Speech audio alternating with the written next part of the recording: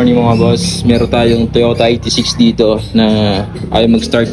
So, tinawagan tayo. Yan, chinek natin yung battery. Lobat na lobat, wala, as in walang ilaw yung dashboard.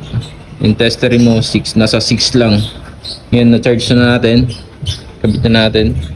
Start na yan, umiilaw na ngayon yung yung pinto. Tapos open natin. So yan, meron na tayong ilaw sa dashboard.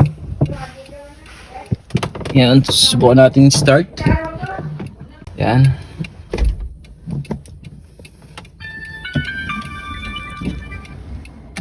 Okay. Start na natin. Wala. So wala pa rin siyang start. Kahit tapakan natin. Sagad. Yan, sagad na yan. Kung So wala pa rin. So hindi pa rin siya nag-i-start. Ngayon, ito-troubleshoot natin to kung bakit. Natin. Yan. Kasi wala pa rin response. Hindi pa rin nagka-crank kahit may charge na yung battery natin. Nasa 12. Wala pa rin. Pero, so yan mga boss. Nasa P1604. Malfunction. Yan.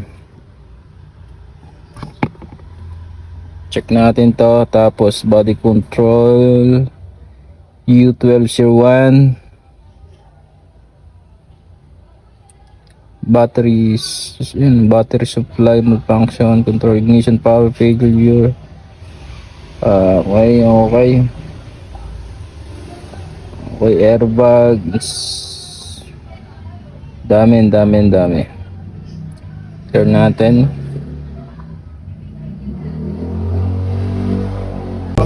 Clear na natin. So, start na siya. Then, re-reading natin yung charging niya. Tapos, punta tayo sa alternator. Okay yung charging niya. Tapos, punta tayo sa battery. Okay din. Sa 14.54. Sa alternator, same lang. Normal yung charging niya. Ayan, okay na mga boss, nag-start na. Ang lumalabas na lang na code ay yung sa airbag.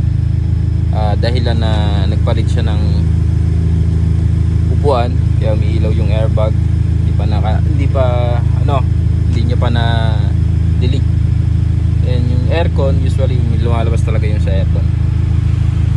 Okay, okay na to. Start lang natin ng ilang minuto para mag-refresh lahat.